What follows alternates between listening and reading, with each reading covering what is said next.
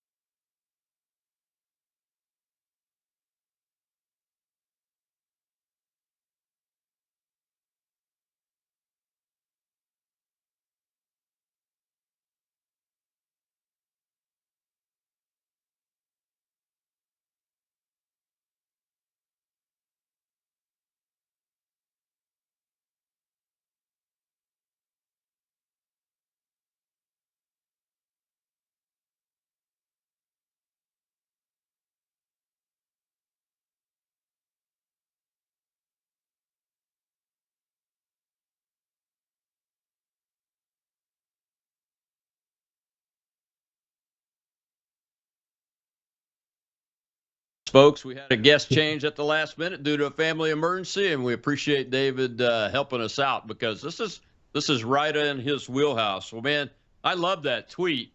But is it realistic to have the expectations that the national security document actually lays out? It does lay those things out pretty clearly. Yeah, this is an outstanding piece of work, national security strategy, which was principally authored, of course, by someone we both admire, Undersecretary of Defense for Policy, Elbridge Colby. And he was the principal co-author of really, I think, both of Trump's national security strategies. And it's interesting to see how his thinking and Trump's thinking have moved. The first strategy, I think, maybe was had a more neocon influence in terms of great power competition. This one is very America First focus. It focuses on hemispheric defense. I've been arguing, I think, since 2009 or thereabouts, that the U.S. should abandon its pretense to be a global superpower and become a hemispheric superpower with a nuclear arsenal and missile defense system second to none. And this moves us farther in that direction. And I have been arguing for regime change in communist Cuba, Nicaragua, and Venezuela. Not sure, I think the timing and how that happens is very much up to debate in terms of is this the right time to do so. But Trump is certainly moving or executing the strategy in Venezuela in sync with his policy. In terms of NATO, the policy talks about essentially making them principally responsible for conventional military defense of Europe by 2027. And that suggests that President Trump may, in fact, be serious about his thinking of perhaps changing the Supreme Allied Commander of Europe from a U.S. general to a British, French, or even German commanding general. And presumably that might be done in sync with the U.S. leaving the military command structure of NATO, much as France did in 1966, while remaining a formal member of NATO in terms of the political alliance structure, and also providing continuing to provide naval support principally, and of course our nuclear umbrella. And those ideas are really in sync with a follow-up essentially to Sumatra Mitra's so-called dormant NATO proposal, which he of course is a senior editor of the American Conservative magazine, and also Vice President J.D. Vance has he's really a real good strategic thinker, much more of a conservative ideologue than the president. And we see his fingerprints on this as well. Yeah, I agree with you on that.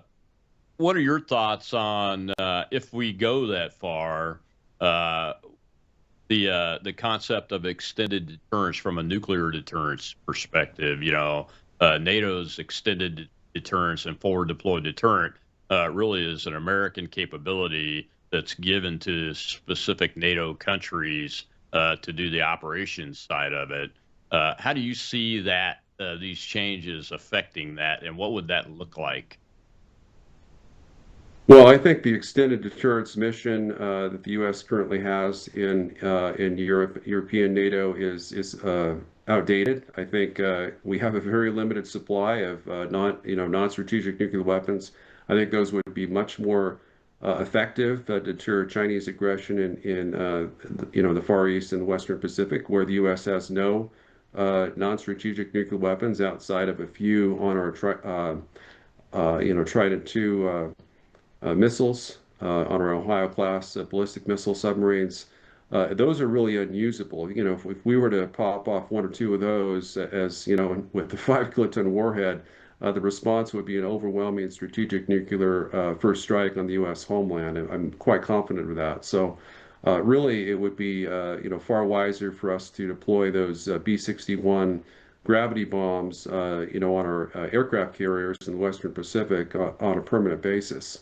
So in terms of the extended deterrence mission, I think that could be credibly done by return to SLCM-ends, essentially Tomahawk cruise missiles, on our cruise missile submarines as opposed to our ballistic missile submarines, as well as surface ships, cruisers and destroyers, and perhaps even frigates. I think are more difficult to be nuclear armed, but certainly our Aegis cruisers and destroyers, what few we have left. I think we're down to uh, around 5 cruisers, or a very small number from the 22 that we had when President Biden took over. So I think that's very ill-considered to be unilaterally disarming our U.S. Navy in the face of increasing growth by the Chinese Navy with 3 aircraft carriers and a fleet that's on track to be 50% larger than ours, especially with their massive naval dominance in the Western Pacific. Yeah, my opinion for quite a while now has been since France has re-entered the military side of the NATO alliance, and they're a nuclear power in and of themselves, and the UK is still a nuclear power, albeit very small, and we maintain their warheads the way I understand it. That gives NATO plenty of nuclear capability from a deterrence perspective, and I agree with you. I think we need to shift the table setting, so to speak, and really get all of our primary strategic capability focused on the big enemy that's out there, and that's China. You know. Yeah, I think you're absolutely right. And what's great about this national security strategy is Elbridge Colby, before he was picked to be Undersecretary of Defense for Policy back in 2024, he wrote on X, and I'm sure you might recall this as well.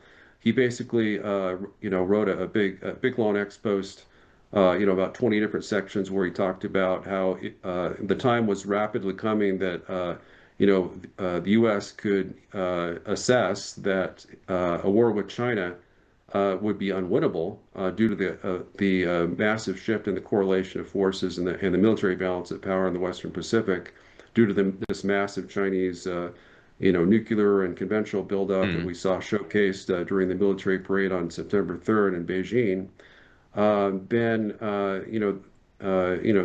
we would not want to risk our national survival, the destruction of the U.S. homeland, based on a war that we would assess had a very, very low chance of being won. And as I shared with you earlier today, there was a top secret report leaked that's called the Overmatch Brief.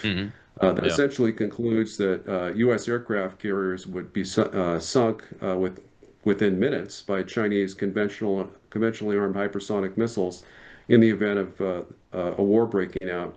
And the U.S. military would quickly be crushed in that region, certainly in the South China Sea region, where they have new electronic warfare capabilities that could reportedly blind our U.S. Navy ships and make our aircraft uncontrollable. And they've actually used that to crash one of our, I think, Super Hornets or F-35s, as well as I think a UH-60 or a navalized version of that in the South China Sea. Yeah, and those have happened not that long ago, David. Well, we got to take a break. When we come back, we'll see a little clip. I think it's about the Trump corollary to the Monroe Doctrine. But keep in mind, folks, that I'm glad we went there about Operation Overmatch with Mr. Pine, because this strategy really is all about deterring China, and there's nowhere else that it needs to be deterred the most than right here in the Western Hemisphere. We'll be right back with national security expert David Pine.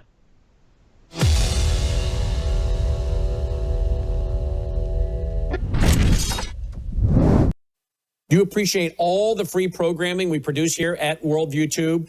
Well, if you do, we need your partnership now. If you're already supporting us, thank you. If you're not, would you please consider doing so? We have to have a big November and December end of the year giving. Please go here right now to this website, worldviewfoundation.com, worldviewfoundation.com. You can give through credit card. You can give through PayPal. You'll find our mailing address there if you prefer to support us through the mail. You'll also find our phone number. Simply use that phone number by leaving a voicemail for Melissa or texting her, and my wife will get back with you and help you make your contribution over the phone. We send out tax receipts with our EIN number, well, the first week of February of each year. We, again, have to have a very big November and December as we get ready for pushing out more Christian worldview programming for 2026. So thank you for going now to worldviewfoundation.com. That's worldviewfoundation.com.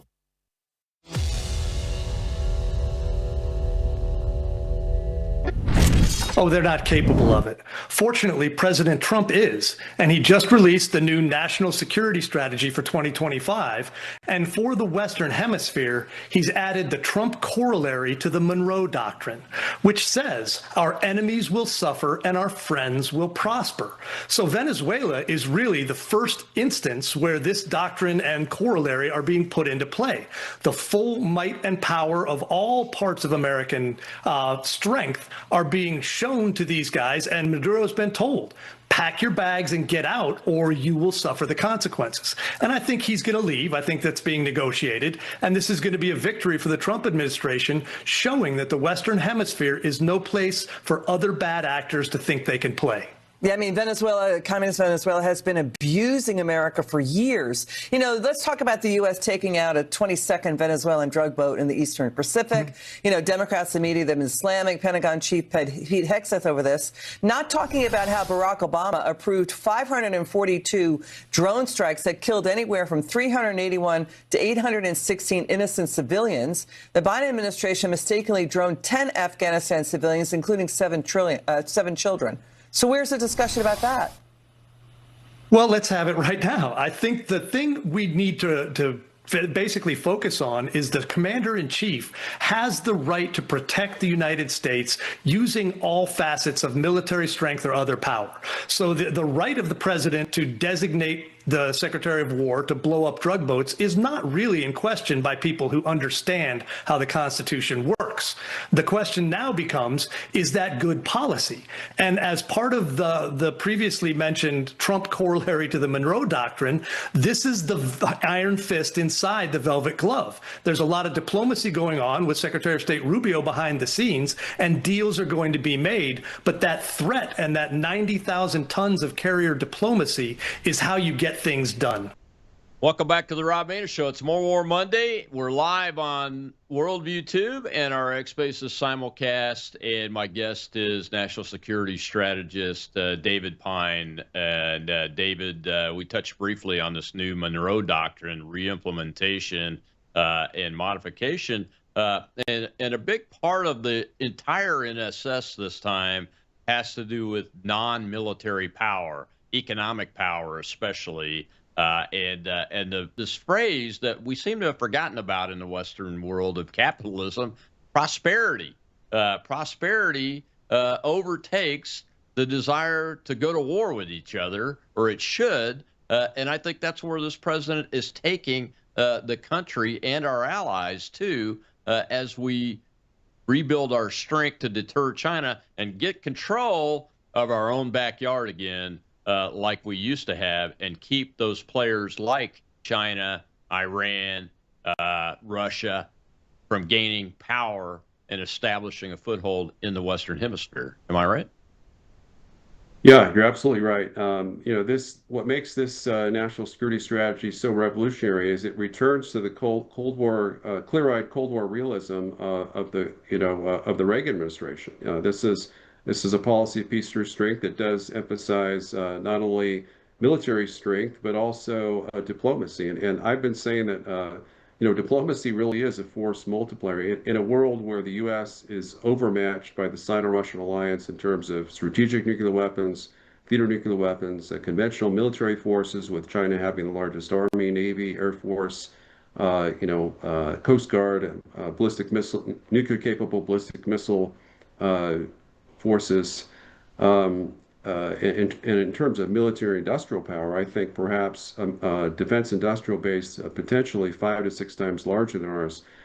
You have to use diplomacy to negotiate your way out of potential, existential threats in terms of direct wars with Russia or China over Ukraine or Taiwan. And so I think, despite I think that the fact that this national security strategy does not describe China as an enemy or an adversary. It talks about China as a mere economic competitor that we need to deter in the Pacific. clearly the language is toned down with China, and I think, with Russia, the strategy talks about the need for strategic stability. We know there's, trillion-dollar deals that are being planned, or multi-trillion-dollar deals being planned in terms of energy and rare earth cooperation between the U.S. and Russia once the Ukraine war is settled, and it's far from being settled, unfortunately, due to the fact that the Trump administration is refusing to negotiate directly with Russia and is instead wasting time with negotiating, provisions with Ukraine and our EU partners. But with regards to China, the focus is, mutually beneficial trade, reciprocal trade deals, cooperation.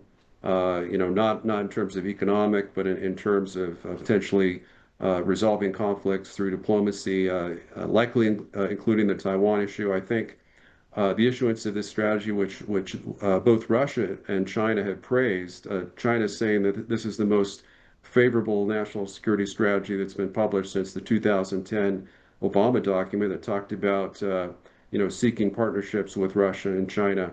It's not so much that it's favorable to our adversaries; it's favorable to America first. It puts our national security interest, which is the most fundamental, and it spells this out that it's America's national survival is our fundamental national security interest. It's not fighting forever wars. It's not pretending that the entire world, with the exception of the Sino-Russian alliance, is a gigantic U.S. sphere of influence that torpedoes, abandons our previous strategy of global hegemony that was active right through the end of the Biden administration, and replaces it with what it refers to as flexible realism. So I think it's a very positive change. I think it's one that's likely to help us avert World War III. My main concern is, will the Trump administration actually execute it to it? Certainly, they're doing so with regards to Venezuela, but in terms of ending the war in Ukraine, I think we're very far from seeing that happen.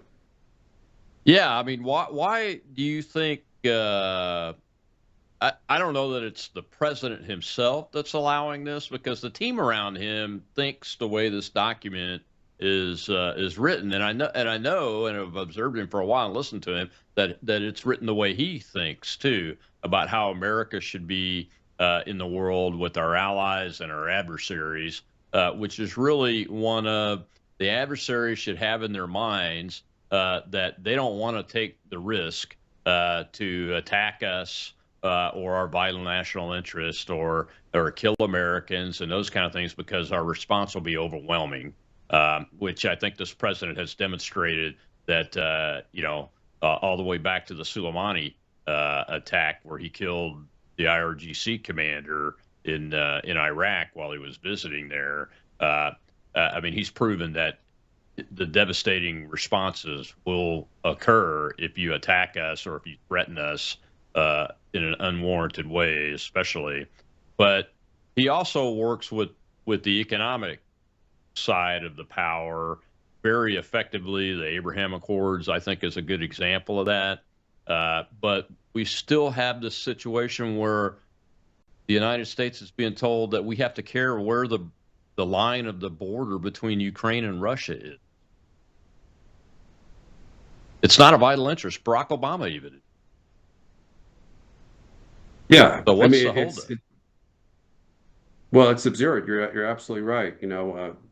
President Trump has made crystal clear to Zelensky that he wants Zelensky to accept the Russian demand that to withdraw Ukrainian forces from the remainder of the Donbass region, just 20% of Donetsk Oblast, which is I think about 11% of the total Donbass region. It's about 1% of Ukraine's internationally recognized territory.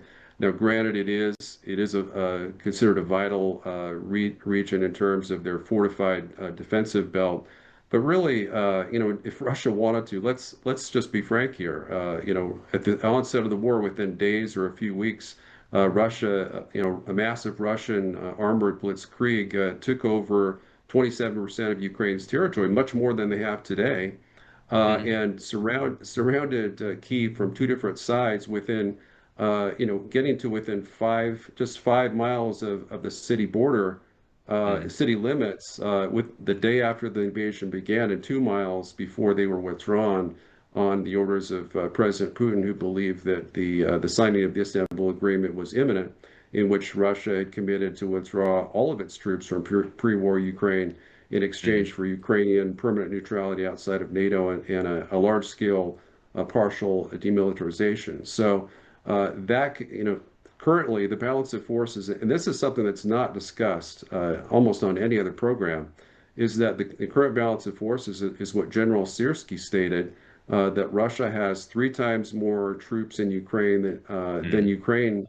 has active duty troops deployed today. So that was stated back in early September. By my estimates, Russia now has about 690,000 troops, whereas Ukraine is likely down to about 185,000 troops. So as you see, and that's about 3.7 times more troops in terms of a force disparity.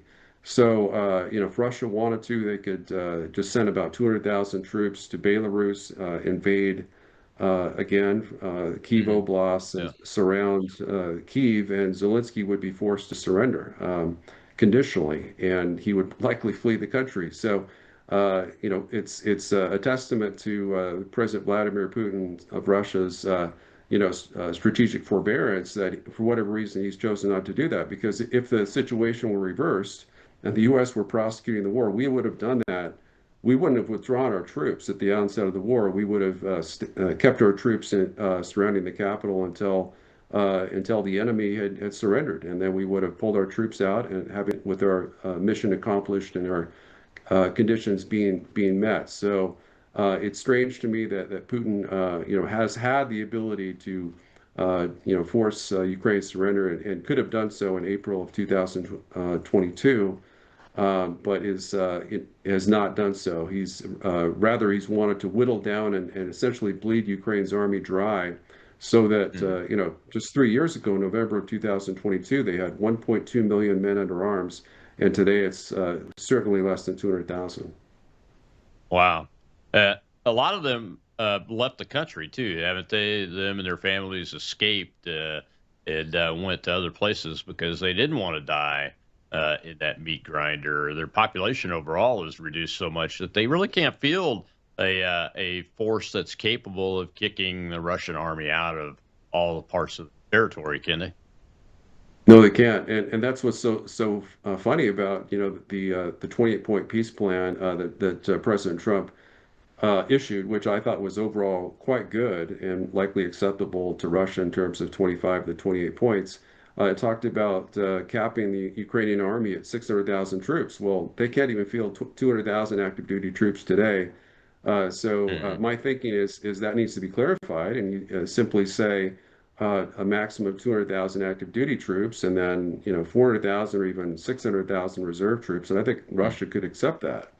But instead, we live in a fantasy world, where Ukraine doesn't have enough infantry to defend the most critical sections of the front. They've got like 3 to 8 troops per kilometer in the most vital Donbass region, and yet they're claiming that their army is. Zelensky's claiming this, not Syrski. Syrski's telling the truth, but Zelensky is claiming that the size of the Ukrainian army is far in excess of the Russian troops in Ukraine. And were that the case, Ukraine would be, preventing Russia from seizing any territory and, exacting massive casualties, instead of what I've estimated is a casualty ratio that favors Russia by about 5.7 to 1.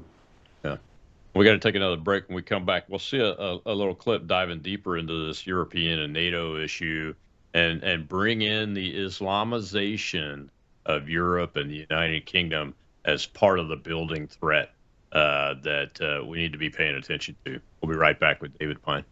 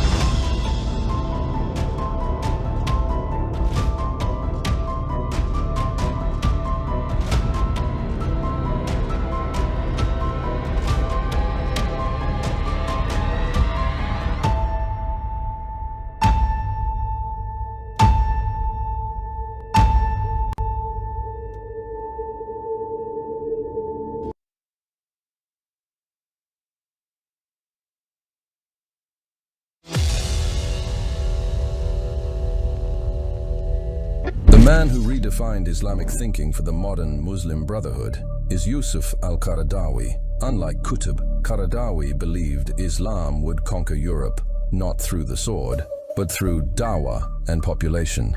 To support this vision, he founded Fiqh al-Aqaliyat, a doctrine that allows Muslim minorities to adapt to Western societies while upholding their faith, with flexible rulings on matters of modesty, food, courts, and elections. The goal of integration into Western society is not to advance the country in which they live, but to seize positions of power, to spread Islam globally. Qaradawi's doctrine is essentially the way Qatar can influence the West, which is why it has adopted him and promoted him to be the most influential Muslim religious entity. Qaradawi publicly supported Hamas and suicide bombings. He called their perpetrators martyrs and praised their actions. As a Western, you should know that any Muslim backing Palestine is backing Hamas, the Muslim Brotherhood's armed wing. Palestine died with Arafat in 2004.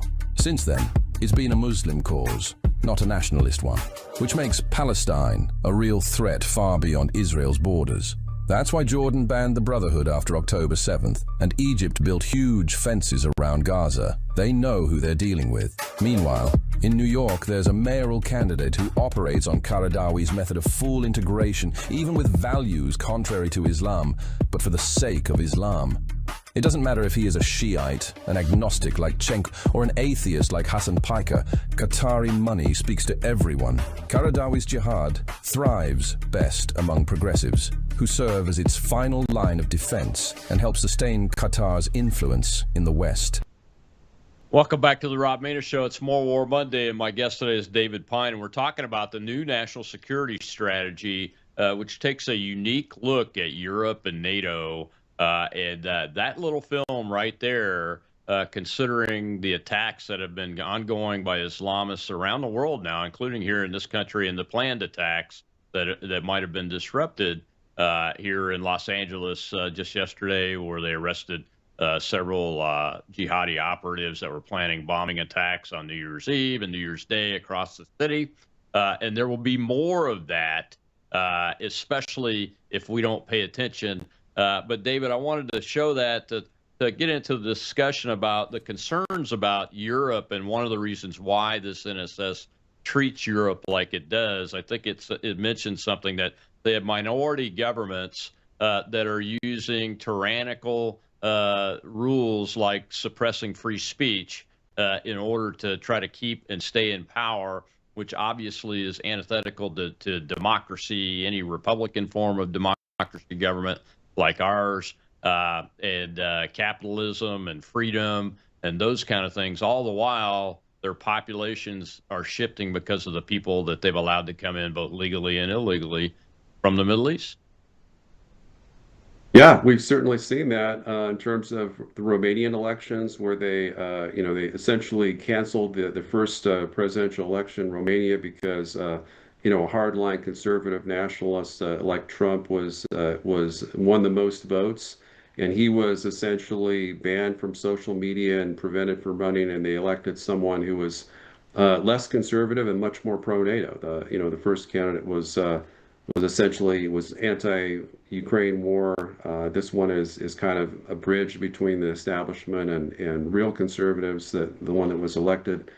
And then, of course, in Germany, the AfD, the Alternative for Deutschland, is a mainstream conservative nationalist party that now enjoys the most popularity. If the election were held today, they would clearly win. But they've been treated as if there's some kind of terrorist, extremist, or even neo-Nazi movement, which is absurd. I think there was maybe one of their representatives had some kind of affinity for something far-right ideology, and they were condemned essentially. So really, the AfD I view as simply a Trump Republican Party. That's really German. It's really Germany's only conservative party. Christian Democrats are not really conservative. They've always been centrist. Germany really hasn't had a conservative party for since before the Nazi era. Obviously, the Nazis were vile leftists, Marxists essentially, that we're totalitarian. But in terms of conservatives, it's really been that long since they've had a conservative party. So I think this new Trump national security strategy, it makes it clear that, we've had our elections interfered with. Britain, the British Labour Party sent 100 election specialists to help electioneer Kamala Harris's victory over Trump. That failed, thankfully, and I think one of the folks that they dispatched was the current UK ambassador to the United States, and I was frankly surprised that Trump didn't refuse to his credentials because he was really a disgrace, an anti-Trump disgrace. So I think we're, basically what it says is we're going to get involved in European elections, and we're going to support, maybe not through electioneering, but in terms of Trump endorsing nationalist conservative candidates across Europe. I think it's a great idea, and I don't see any problems with it. Certainly, the fact that Europe has interfered with our elections and taken sides. We certainly have that right, and we should be very actively engaged in supporting Trump-like candidates, nationalist conservatives across the EU as well. Yeah. Well, we got a question in the audience. Let's go ahead and take that real quick. Shell, go ahead. We have AJ, sir. Thank you, Shell. Thank you, Colonel, sir. Mr. Pine, it's a pleasure, as always. My question is, do you expect China to have a different relationship with members of BRICS as a result of this new national security strategy, given the fact that the letter B in BRICS stands for Brazil, and Brazil is in the Western Hemisphere, and they are not foreign to helping Islamic organizations, nor are they new to drug money or illegal weapons distribution and sales. With that, I yield. Thank you. Well, it's a great question. I actually used to live, I served a 2-year mission for my church in Brazil during the late 1980s. And the current president, essentially he's a Marxist. He ran as a Communist Front candidate and his name is Lula da Silva. And he was, there was a joke in 1989, it was the fall of the Berlin Wall that we witnessed that November of that year. And that pretty much coincided, I think it was October, for the Brazilian presidential election. And thankfully, Lula lost. But the joke was if Lula had won, Brazilians would have to jump the wall because, Brazil would have to erect a wall to keep Brazilians in from fleeing the country from Marxist rule. We haven't really seen that happen, but this is his second term as president. And he's very staunchly pro-Russia and pro-Chinese, communist Chinese. So he's very much aligned in terms of BRICS and across the board with America's enemies. So I don't see China's relationship with BRICS countries changing unless Trump succeeds. And this is really what I think that Trump is hoping to accomplish. He wants to take the R&I out of BRICS, and that's something I discussed as Vivek Ramaswamy's defense and foreign policy advisor, is that we eviscerate BRICS by taking Russia and India out. India is the most populous country in the world with the third largest economy. Russia's its population is just 43% of ours, but it has the fourth largest economy. But together, if we were, one of the most powerful militaries, arguably probably the second most powerful military in the world that Russia has, and India's got actually the second largest army.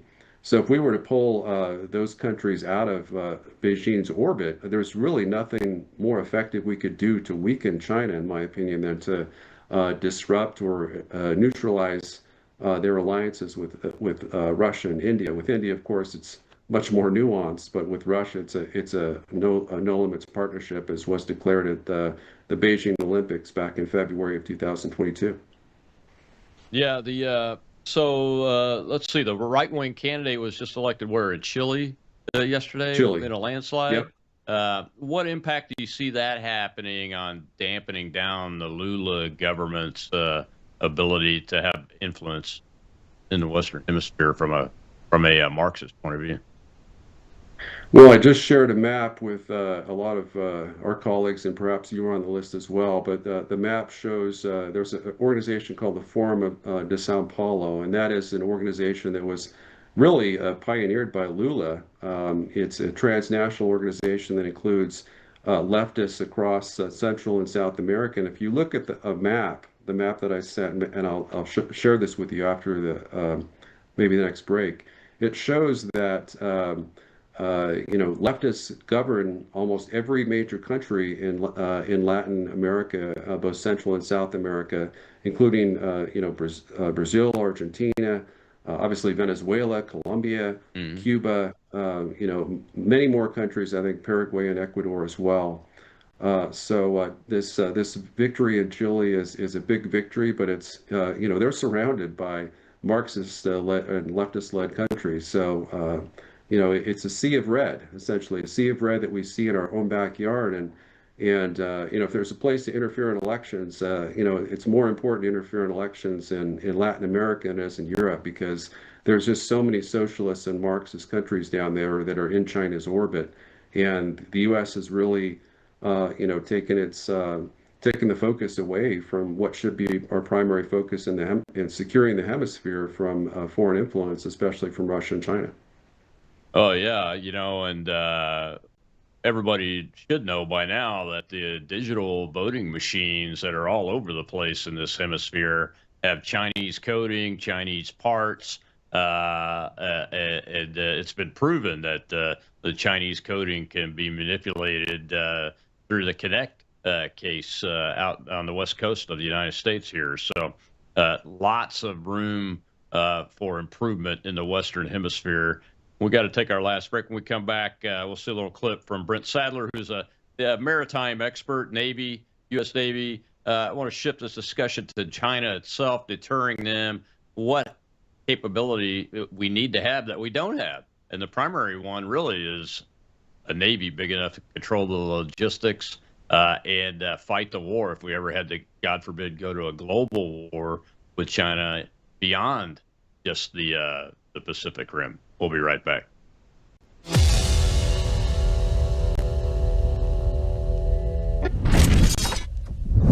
You woke up with a sore throat and a low-grade fever. You know you are getting sick, so here's your choices. You can get sicker and miss work.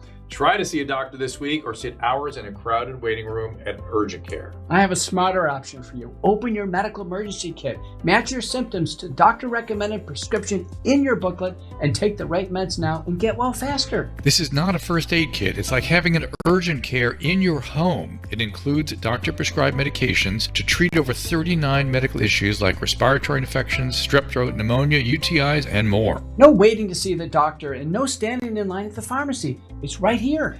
Every home should have at least one medical emergency kit, and here's how to order. Go to worldviewhealthcare.com. Your kit to treat dozens of common and serious illnesses is rushed to your door. worldviewhealthcare.com. That's worldviewhealthcare.com. The emergency kit available at worldviewhealthcare.com. Make sure you don't have to go to urgent care. I got pneumonia. I didn't have to go. I took this last year. Stayed at home, went to bed. It's a new Cold War, not of America's choosing. And I always point people back to the Tiananmen Papers that were snuck out of Beijing that made it very clear when the bodies were still warm in the square after the massacre in June of 1989 that the Chinese Communist Party viewed the United States as enemy number one. And that hasn't changed. And with that lens and that understanding, and if you haven't seen those papers, I encourage you to go read those. You can still find them, and you can still get it offline in books that have been published based on it.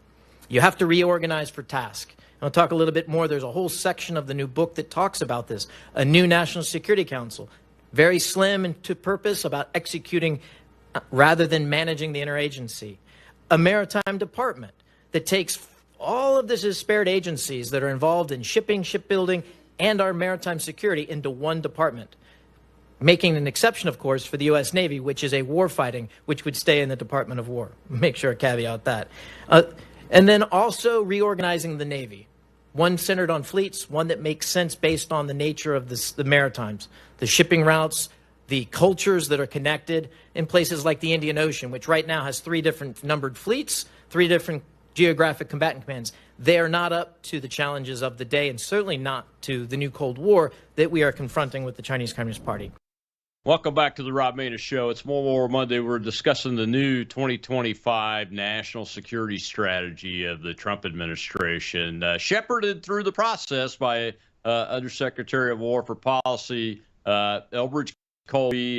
He wrote the last one in the last administration, and now has shepherded this one through to publication to get it out there. And it does shift the national security strategic focus to deterring China. And that was Brent Sadler, U.S. Navy retired officer. Unfortunately, was going to be an appointee in the Trump administration to help with ship manufacturing increasing and those kinds of things that you heard him talking about there.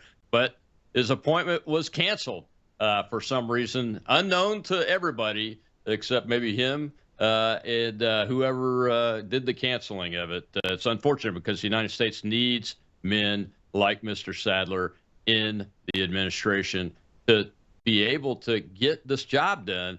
And the job of deterring China, my guest is David Pine today. David, you cannot deter China as the United States of America and our allies without a Navy and a maritime capability of sea lift that is capable of controlling the Pacific Ocean and the lines of communication and logistics that have to be controlled. You have to have a big Navy, you have to have a big sea lift capability, and you have to have an integral, at-home shipbuilding capability to keep it up, don't you? Absolutely. Yeah, we are massively overmatched as it stands today with China. You know, they have the capability, according to a top secret report that was leaked early last year, to produce 232 times more ships than the U.S. You know, as I mentioned, you know, overall, I think their defense industrial base is about 5 to 6 times larger in terms of producing missiles, hypersonic missiles, you know, nuclear, conventional, ICBMs, IRBMs, MRBMs, right down the line. So, especially anti-ship missiles of the kind that could sink U.S. aircraft carriers within minutes of the commencement of a direct war between the U.S. and China, as the Overmatch report revealed. So, there's much we need to do, you know, in terms of merchant marine ships. We're outnumbered by China 63 times to 1, and Taiwan is about 85 times closer to mainland China than it is the Pacific West Coast. So, you know, in terms of supplying our warships, we're trying to work hard to restore our ability to rearm at sea. Currently, I think we've lost that capability. We're trying, we would have to, you know, for bases in Japan and Australia, you know, and other locations, the Philippines were hit. We'd have to sail our ships back to Pearl Harbor, and the return trip, I think both ways, would be about 2 weeks. So they'd be out of commission for 2 weeks. Of course, we'd run out of munitions. Long-range precision strike munitions would be gone with after 7 days of intense combat operations, according to multiple U.S. intel reports. And that's just for Taiwan, for a Taiwan fight, right? Well, it's for any fight, but for Taiwan, specifically the South China Sea. You know, in terms of any intense combat operations, whether it's the Philippines or Japan, or even South Korea, you know, we would run out of you know, standard missiles in terms of SM-3s and 6s to shoot down incoming missiles and aircraft, as well as you know, Tomahawks. To try to strike anti-ship missiles, of course, to strike enemy ships and land targets within 7 days. So, and then overall, you know, just maybe a week or more. So once we run out of those munitions, our ships would be sitting ducks, and certainly within the second island chain, they would be sunk essentially within days. And so my strategy, which I call the assured national survival strategy, would you know, secure the second Pacific Island chain. This strategy focuses on the forward deployed strategy of the first island chain. But realistically, you know, Elbridge Colby understands that, and President Trump as well understands that a war with China over Taiwan would be unwinnable. And I think the issuance of this strategy, I think it significantly decreases the chances that China will invade Taiwan. I think they'll Instead, if we don't come to some kind of negotiated settlement on the Taiwan issue by 2027, I would anticipate a blockade or so-called quarantine, as they would call it. And this would essentially be, cutting off Taiwan from the U.S., from the Western world, and preventing that in terms of a joint air and naval blockade. And then they would issue an ultimatum. The ultimatum would be, this is your last chance for peaceful reunification on Chinese terms, which would be pretty clear annexation outright versus, the plan that I've discussed with you on previous shows, which would be a kind of a EU-style confederation agreement, which Taiwan would get to preserve its sovereignty, essentially self-rule, its control of its military. There wouldn't be any Chinese military presence except for one naval base on a peninsula on the far south. So that, I think, would be much more preferable in terms of the U.S. negotiating something like that instead of waiting for what I think is an inevitable blockade, which is likely to occur just within the next year or two, which would see Taiwan go completely red. Do you see, there was reporting in the last couple of days that we have released NVIDIA chips to China. And do you see that as kind of complicating the issue and contradictory to this national security strategy? Well, I think it is contradictory because, the interesting part is our NVIDIA chips are high technology to us, but China rejected them because they have other sources and perhaps Taiwan, other more advanced microchip sources, and they don't want to be dependent on the U.S. Wouldn't it have been great if, if the U.S. had refused Chinese motherboards? According to one of my DHS colleagues within the EMP task force, she worked in the Department of Homeland Security, and she had intel, and this is open source, obviously, that almost every, weapon that we have in our military has Chinese motherboards that are potentially hackable to turn off the weapon system, or, in some cases even potentially use those weapon systems or reroute them against U.S. targets. So it wouldn't have been great if we had refused any Chinese parts or computers, microchips or motherboards within U.S. weapon systems. So I think China is pursuing a much more wiser strategy to reject NVIDIA chips, the U.S.-made microchips, in terms of their military and even the civilian side than we've done. But I disagreed vehemently with Trump's decision to sell those NVIDIA microchips to China, because I think it has the potential, dual-use military applications to strengthen their military. Yeah, it certainly surprises me. The only thing I can think of is that I just am not smart enough to see where he's going with that, I guess. But I've been observing him for a long time, and it's not making sense yet. We'll keep an eye on that. So go through this overmatch brief before we get to the end of the show, and just lay it out for folks, and then match it up to what you're seeing with things like chip manufacturing and technology increases and intellectual property recapture or re-stealing it. Those kind of things, the things that need to be done to overcome the overmatch that this briefing exposes. Yeah, the overmatch brief, we really don't have the full brief, so it's just kind of a top level, analysis that we received from multiple sources. The UK Telegraph, the Daily Mail, and other sources reported on it. But essentially, the overmatch brief appears to be a U.S. intel report, likely published in the first few months, issued to the president in the first few months of the Trump administration, to assess the correlation of forces, of the balance of forces between the U.S. and China, if indeed a direct war with China were to break out. The findings were pretty sobering. Again, determining that we would lose the war essentially within the first few hours of the war, with our carriers potentially being sunk in the first within minutes, and that could mean 30 minutes, it could 60 minutes, but it could also mean 5 or 10 minutes. where any of our carriers in the second island chain would be in range of being sunk by this massive amount of, massive arsenal of Chinese conventional and nuclear hypersonic missiles that they showcased at their military parade, in which 76, out of 76 weapon systems showcased, I think about 46 were brand new or first deployed in 2024. So they've showcased a tremendous capability, essentially a U.S. World War II scale capability, where they have completely converted their economy to a wartime economy, mass producing weapon systems, and that occurred almost 4 years ago. 3.5 years ago that was leaked by Lewd Media.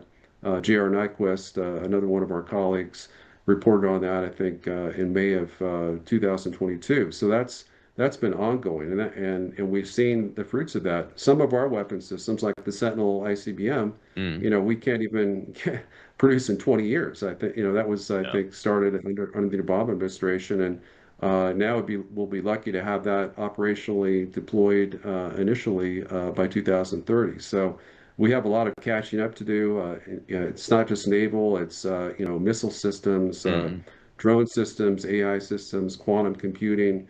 Just in terms of theater nuclear, I think we need to have a theater nuclear capability in the Western Pacific. That I think is more key than even conventional naval forces. So I would love to see Trump take action on that one.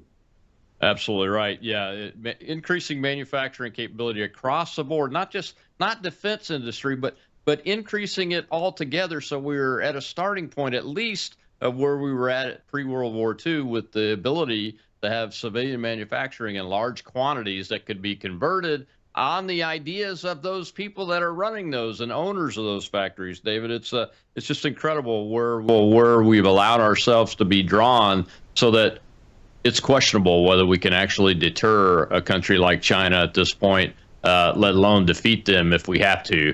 Well, thanks for coming on today. I appreciate it. Short notice, great discussion, great analysis as usual. And tomorrow, folks, you can follow David Pine at America First Con on X, and he's got a Substack too. Just check it out. And tomorrow, Todd Wood, CEO of CDM Press, he is a credentialed Pentagon Press Corps reporter now, and his team are working out of there every day. And we're going to get the story about the big media week from Todd and his team tomorrow, right here on Worldview Tube.